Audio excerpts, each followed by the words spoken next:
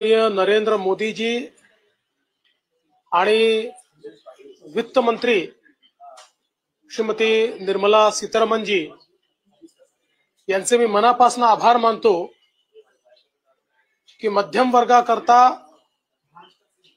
एक dream budget त्यांनी दिलेलं आहे आणि अपेक्षेपेक्षा अधिक म्हणजे इन्कम टॅक्सची लिमिट थेट 7 लाखावरनं 12 लाखापर्यंत नेलेली आहे।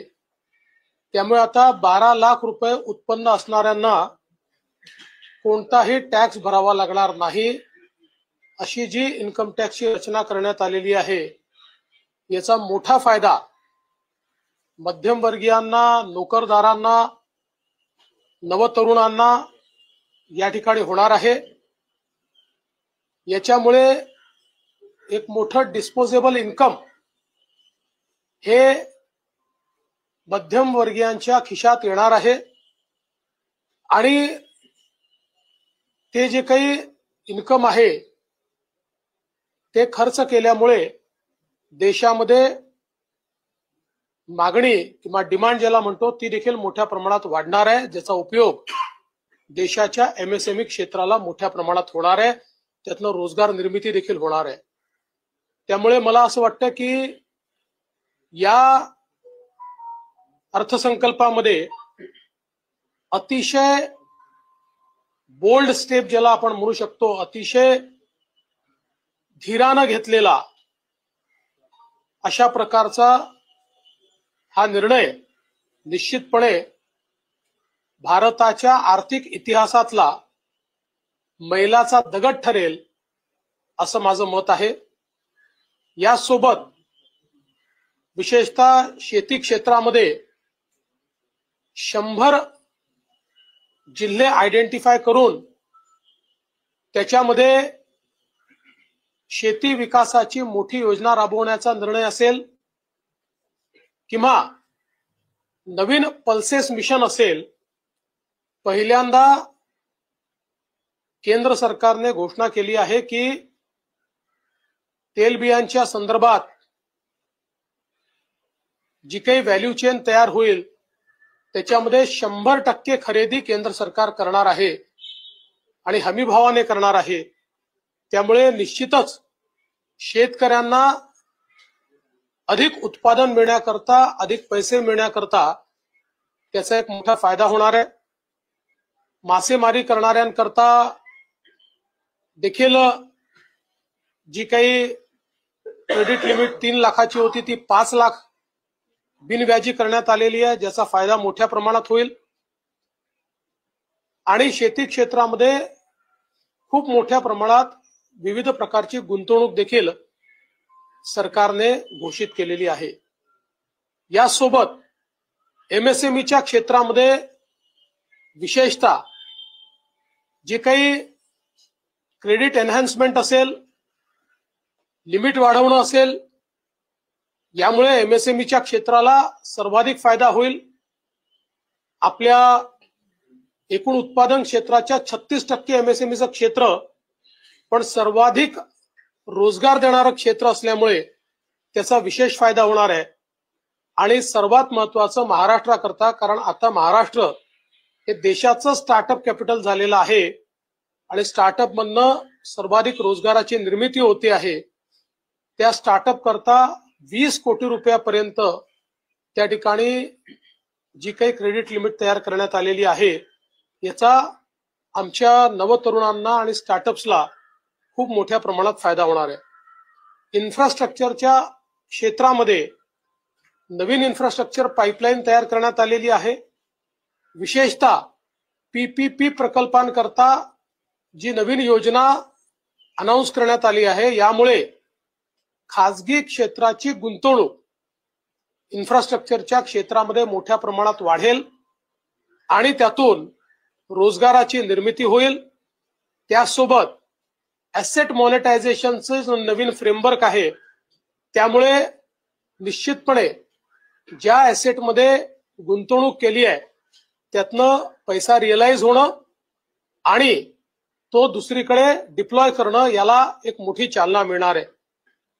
विशेषतः युवांकरता वेगवेगळे जे मिशन या ठिकाणी अनाउन्स करण्यात आलेले आहेत ते अत्यंत महत्वाचे आहेत आणि त्यांच्या स्वप्नांना भरारी देणारे आहेत. खरं म्हणजे आपण जर बघितलं तर 21व्या शतकातला हा अर्थसंकल्प विकसित भारताचा अर्थसंकल्प आहे. भारताला गतीने पुढे नेणारा अर्थसंकल्प आहे आणि भारत हा प्रगल्भ अर्थव्यवस्थेकडे चाललेला आहे आणि त्याचसोबत सर्वसमावेशक अर्थव्यवस्थेकडे चाललेला आहे. या दोन्ही गोष्टी या अर्थसंकल्पातनं आपल्याला पाहायला मिळतात. हे अतिशय चांगलं काम केल्याबद्दल देशाचे प्रधानमंत्री माननीय मोदीजी आणि सन्माननीय निर्मलाजी यांचे मी मनापासून आभार मानतो, अभिनंदन करतो. आदरणीय प्रधानमंत्री मोदी जी के नेतृत्व में हमारी फाइनेंस मिनिस्टर निर्मला सीतारमण जी ने एक बहुत ही जबरदस्त इस प्रकार का बजट पेश किया है. विशेष रूप से इसको हमारे मध्यम वर्ग के लिए ड्रीम बजट कहा जा सकता है. ऐसा बजट उन्होंने पेश किया है, इसलिए मैं उन्हें बहुत बहुत बधाई देता हूं.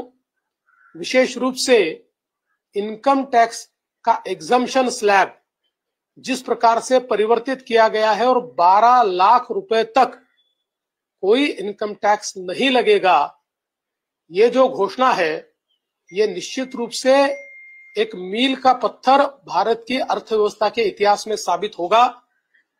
7 लाख से सीधा 12 लाख का जंप.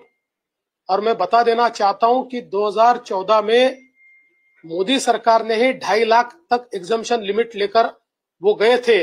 वहां से लेकर अब 12 लाख तक का ये सफर हमारे मिडिल क्लास, सैलरीड और हमारे जो नए तरुण है इनके लिए एक बहुत ही सुखकारी इस प्रकार का अनुभव होगा.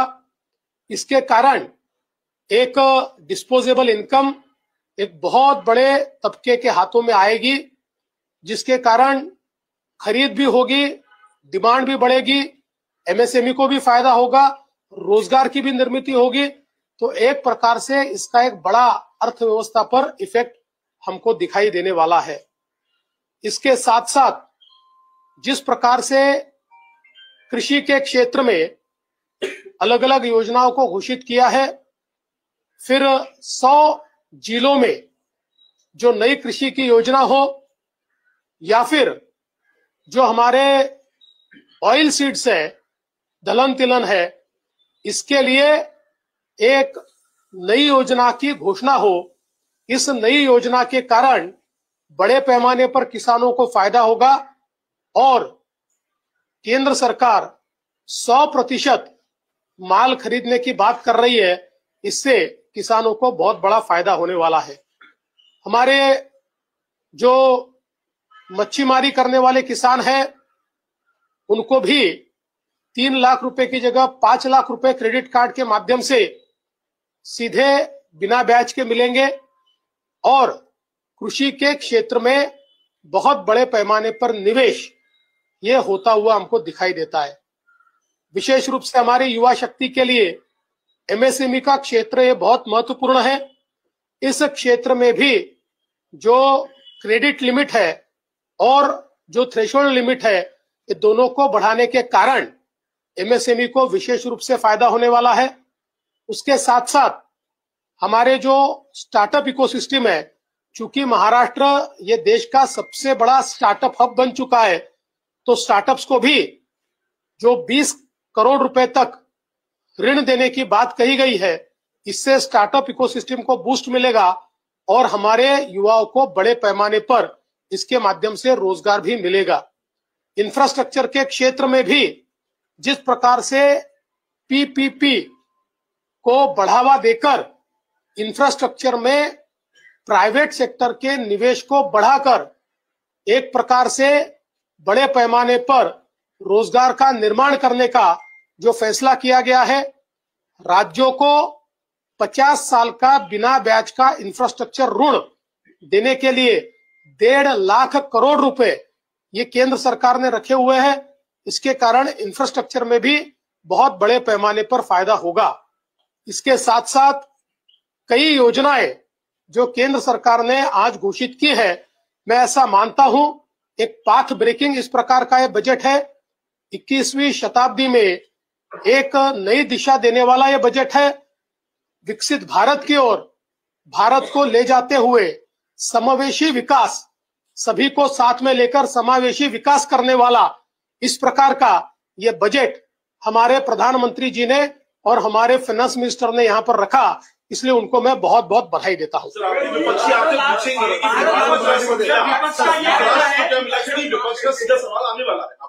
देखिए, आजकल बजट में आपको पता है कि स्टेट्स का उल्लेख कम होता है, लेकिन बजट के फाइन प्रिंट में महाराष्ट्र को क्या मिला ये पता चलता है। पिछले बार भी हमारे विरोधियों ने बिना पढ़े महाराष्ट्र को कुछ नहीं मिला ये बताया, और उसके बाद दोपहर तक मैंने आंकड़े जाहिर किए तो फिर उनके मुंह बंद हो गए।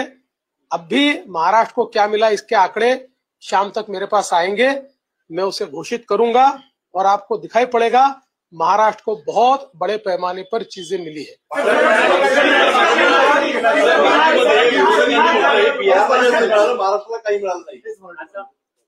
असं आहे की आता बजेटमध्ये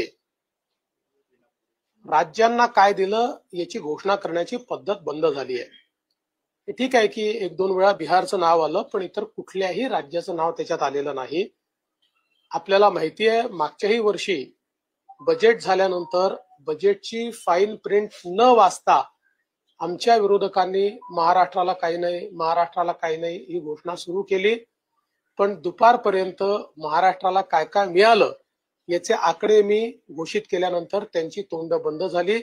आजही संध्याकाळपर्यंत जशी फाईन प्रिंट माझ्या हातामध्ये येईल महाराष्ट्राला काय मिळालं हे मी घोषित करेन, आणि मला विश्वास आहे की महाराष्ट्राला दरवर्षीप्रमाणे मोठ्या प्रमाणात बजेटमधनं निधी मिळेल। यासोबत सगळ्यात महत्त्वाचं सांगतो की 2 गोष्टी महाराष्ट्राकरता अत्यंत महत्त्वाच्या आहेत। स्टार्टअप इकोसिस्टीम, कारण आपल्याला माहिती आहे की आता नंबर ऑफ स्टार्टअप आणि गुंतवणूक या दोन्ही पॅरामीटरवर महाराष्ट्र नंबर 1 झालेला आहे। त्यामुळे स्टार्टअपच्या ज्या योजना सुरू केलेल्या आहेत त्याचा मोठा फायदा हा आपल्या महाराष्ट्राला मिळणार आहे। आणि दुसरं, हे जे 50 वर्षाचं बिनव्याजी इन्फ्रास्ट्रक्चर लोन आहे, आपण जर गेले 3 वर्ष बघितले तर सर्वात जास्त याचा फायदा हा महाराष्ट्राला झालाय। याही वर्षी याचा सर्वाधिक फायदा महाराष्ट्रच घेईल।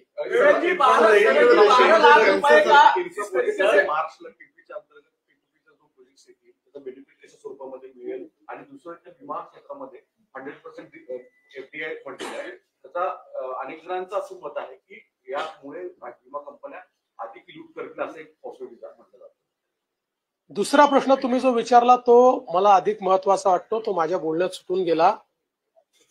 विमा क्षेत्रामध्ये 100% एफडीआय हे याकरता महत्त्वाचं आहे की त्याच्यामध्ये एक बायलाईन टाकलेली आहे, आणि ती बायलाईन काय आहे, आता 100% प्रीमियम हा भारतामध्येच गुंतवावा लागेल। म्हणजे विमा क्षेत्रामध्ये 26% जे जास्तीचे पैसे आता गुंतवणुकीतून येतील तो सगळा पैसा हा भारतात गुंतवावा लागेल। यापूर्वी या विमा कंपन्या हा पैसा काही प्रमाणात भारतात आणि बाकी परदेशात गुंतवायच्या, तो आता सगळा भारतात गुंतवला गेल्यामुळे भारताच्या इन्फ्रास्ट्रक्चर क्षेत्राला मोठ्या प्रमाणात ज्या प्रकारे मागच्या काळात LICनी मदत केली तसं आता सगळ्या विमा कंपन्यांना ती मदत करावी लागेल, तो पैसा भारतातच गुंतवावा लागेल। मला असं वाटतं की हा अतिशय कल्पक अशा प्रकारचा निर्णय केंद्र सरकारने घेतलेला आहे। केंद्र सरकार ने बीमा कंपनियों को 100% एफडीआई अलाउ किया है, लेकिन उसके साथ साथ उसमें एक बायलाइन भी है कि उनको पूरा प्रीमियम का पैसा भारत में ही निवेश करना होगा। मैं ऐसा मानता हूं ये एक बहुत ही वाइज, बहुत ही कल्पक इस प्रकार का निर्णय है। इतना बड़े पैमाने पर ये जो पैसा आएगा ये सीधे सीधे भारत के इंफ्रास्ट्रक्चर में लगेगा। इससे पहले भारत के इंफ्रास्ट्रक्चर में एक बड़ा कंट्रीब्यूशन केवल LIC ने दिया हुआ है। अब प्राइवेट बीमा कंपनियों को भी वो कंट्रीब्यूशन देने के लिए बाध्य भी होना पड़ेगा और उनके लिए मार्ग भी खुला होगा। तो मुझे लगता है बहुत बढ़िया निर्णय लिया गया है।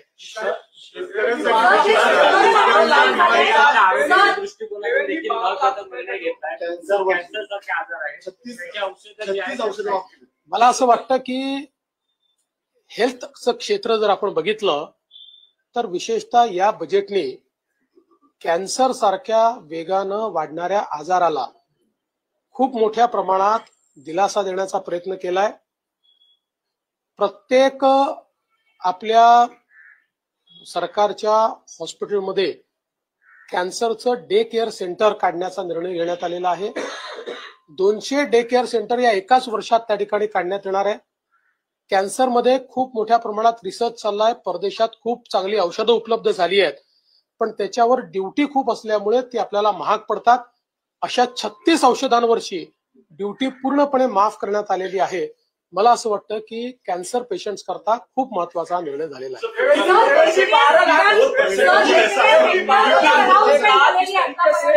तुम्ही म्हटलं की इन्फ्रास्ट्रक्चरचं जे लोन आहे आणि स्टार्टअप आहे त्याचा महाराष्ट्राला बेनिफिट होईल, पण तसंच ऍग्रीकल्चर असेल, फिशरफॉक्स असेल, याबद्दल especially cotton, how do you see benefiting the state? आपण खूप चांगली गोष्ट सांगितली, कारण नवीन कॉटन मिशन जे घोषित करण्यात आलेलं आहे, महाराष्ट्र हा कॉटन ग्रोईंग अशा प्रकारचं म्हणजे कापूस लावणारं राज्य आहे।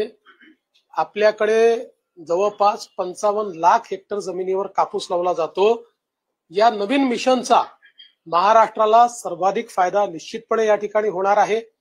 आणि त्याचसोबत मी जसं मगाशी सांगितलं की तेलबियांच्या संदर्भातला जो निर्णय आहे याच्यामुळे शेतकऱ्यांची इन्कम वाढण्याकरता एक मोठा फायदा होईल। आतापर्यंत तेलबियांच्या संदर्भात केंद्र सरकार 25% मार्केट इंटरव्हेन्शन करायची, म्हणजे भाव स्थिर राहिले पाहिजे किंवा हमी भावावर ते गेलं पाहिजे म्हणून 25% खरेदी ही केंद्र सरकार करायची। आता केंद्राने 100% खरेदी सांगितलेली आहे, त्याचा शेतकऱ्यांना निश्चित फायदा होईल। जिसके पास एक बड़ी डिस्पोजेबल इनकम आने वाली है, एक मुख्यमंत्री के तौर पर नहीं, एक अच्छी इन्वेस्टर के तौर पे आप उनको क्या इन्वेस्टमेंट की सलाह देना चाहिए यहाँ पर, क्योंकि बहुत बड़ा अमाउंट उनके हाथ में है। देखिए, मैं पहली बात बताता हूँ, मैं बहुत बुरा इन्वेस्टर हूँ। मैंने जिंदगी में कुछ इन्वेस्ट ही नहीं किया है, मैं केवल लोगों में इन्वेस्ट करता हूँ। लेकिन मैं सबको इतना ही कहना चाहता हूँ, गृह मंत्री के तौर पर जो भी इन्वेस्टमेंट करे उसमें रिस्क फैक्टर देखकर इन्वेस्टमेंट करे। केवल ज्यादा ब्याज मिलता है इसलिए पॉन्जी स्कीम में कोई इन्वेस्ट न करे। जो अच्छी स्कीम्स आ रही है, एक्सपर्ट जो स्कीम ला रहे हैं, जो रेगुलेटरी फ्रेमवर्क मानने वाली स्कीम्स है, ऐसी स्कीम में ही लोग इन्वेस्ट करें।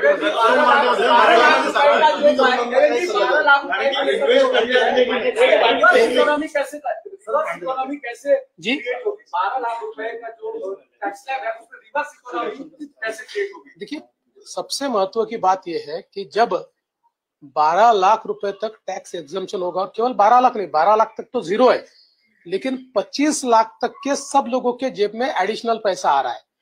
तो जब लोगों की जेबों में पैसा आता है तो लोग उसको खर्चा करते हैं। तो लोग जब पैसा खर्च करते हैं तो बाजार में तेजी आती है, प्रोडक्शन बढ़ता है, उसके कारण MSME को फायदा होता है, उसके कारण नए जॉब्स क्रिएट होते हैं। तो जब लोगों के जेब में पैसा आता है तो उससे पूरी अर्थव्यवस्था को फायदा होता है और उससे नए जॉब्स क्रिएट होते हैं। मुझे लगता है यही काम इस ये जो निर्मला जी ने ये जो स्टेप लिया है इसके कारण होगा। नवीन तरुणांना उद्योगामध्ये गुंतवणूक करताना या पद्धतीने गुंतवणूक करायला कशा पद्धतीचा संदेश द्यावा? खरं म्हणजे गुंतवणूक कशी केली पाहिजे याबद्दल फार काही मला एक्सपर्टीज नाही। मी काही फार कधी गुंतवणूक केली नाही। आम्ही लोकांमध्ये गुंतवणूक करणारे लोक आहोत। पण माझी विनंती आहे की जे काही एक्स्ट्रा इन्कम आपल्याकडे येत आहे त्याच्यात गुंतवणूक करताना जिथे आपण गुंतवणूक करतोय तिथला रिस्क फॅक्टर बघितला पाहिजे। केवळ जास्त व्याज मिळत आहे किंवा जास्त रिटर्न मिळत आहे याच्या आधारावर ही गुंतवणूक करणं योग्य नसतं। तर रेग्युलेटरी फ्रेमवर्क काय आहे, त्याच्यामध्ये ही स्कीम बसते का, याच्यामध्ये त्यांनी जे काही सांगितलंय ते शक्य आहे का, यांचं फंडामेंटल्स काय आहेत, अशा सगळ्या गोष्टी तपासून आणि एक्सपर्ट्स ज्याकडे इंगित करतात अशाच स्कीम मध्ये लोकांनी पैसे गुंतवावे. किसान कार्ड जे आहे ते 3 लाखावरून 5 लाख केलेलं आहे. बोल दिया उसके ऊपर, बोल दिया. किसान कार्ड जे आहे ते 3 लाखापर्यंत लोन मिळत होतं, ते 5 लाख आहे. म्हणजे शेतकऱ्यांच्या या खर्च जास्त मिळालं तर उत्पन्नात वाढ होईल असं वाटतं या सगळ्या गोष्टी. निश्चितपणे असं आहे की शेतकऱ्यांची त्या ठिकाणी गुंतवणुकीची कॅपॅसिटी वाढेल. आतापर्यंत 3 लाखाचं कर्ज हे बिनव्याजी मिळत होतं, म्हणून शेतकरी 3 लाख रुपये कर्ज घेऊन त्यात आपलं भागवत होते. पण 5 लाख रुपयाचं कर्ज जर मिळालं तर त्या ठिकाणी अधिक गुंतवणूक करून अधिक नफा कसा घेता येईल याचा प्रयत्न शेतकरी करू शकतात. शेतकऱ्यांना याचा फायदा निश्चित मिळेल. आईआईटी और मेडिकल में जो सीटें बढ़ाने का फैसला किया है उससे महाराष्ट्र को कितना फायदा होगा, देश को कितना? देखिए, मुझे लगता है कि पूरे देश को इसका फायदा होगा. आप लोगों ने देखा पिछले साल 1 साल में महाराष्ट्र में हम लोगों ने मेडिकल में 1000 सीटें बढ़ाई है. तो इसके कारण हमको नए डॉक्टर्स भी मिलते हैं, हमारे युवाओं को डॉक्टर बनने का नया मौका भी मिलता है. तो निश्चित रूप से इसका पूरे देश में फायदा होने वाला है. इन्फ्रास्ट्रक्चरचे जे पीपीपी प्रोजेक्टच्या संदर्भात सांगण्यात आलेलं आहे हे अत्यंत महत्वाचे आहेत. कारण सरकारला आर्थिक शिस्त पाळण्याकरता एक फिस्कल स्पेस असते. त्या फिस्कल स्पेसच्या बाहेर जाऊन सरकारला प्रोजेक्ट हाती घेता येत नाही. एका वर्षी जास्त प्रोजेक्ट जर हातामध्ये घ्यायचे असतील तर आपलं जे कॅपिटल आहे हे थोडंसं आपल्याला योग्य प्रकारे डिप्लॉय करावं लागतं. आणि म्हणून सरकारने आपलं कॅपिटल हे फक्त लँड ॲक्विजिशनवर डिप्लॉय केलं तर त्याच्यावर जे प्रोजेक्ट उभे करायचे आहेत त्याकरता खासगी कॅपिटल येऊ शकतं आणि पीपीपीच्या माध्यमातून मोठ्या प्रमाणात प्रोजेक्ट हातामध्ये घेतले जाऊ शकतात. त्याकरता एक नवीन फ्रेमवर्क जे केंद्र सरकारने करून दिलेलं आहे. अजून त्याच्या डिटेलमध्ये मी गेलो नाही, पण साधारणपणे ज्या प्रकल्पांमध्ये वायबिलिटी ची गॅप असते अशा प्रकल्पांमध्ये केंद्र सरकार वायबिलिटी गॅप फंडिंग देखील करतं. त्यामुळे ते पीपीपीचे प्रकल्प हे चांगल्या IRR वर त्या ठिकाणी फिजिबल होतात. तर मला असं वाटतं की महाराष्ट्रामध्ये मोठ्या प्रमाणात आपण इन्फ्रास्ट्रक्चरचे प्रोजेक्ट हातामध्ये घेतलेले आहेत.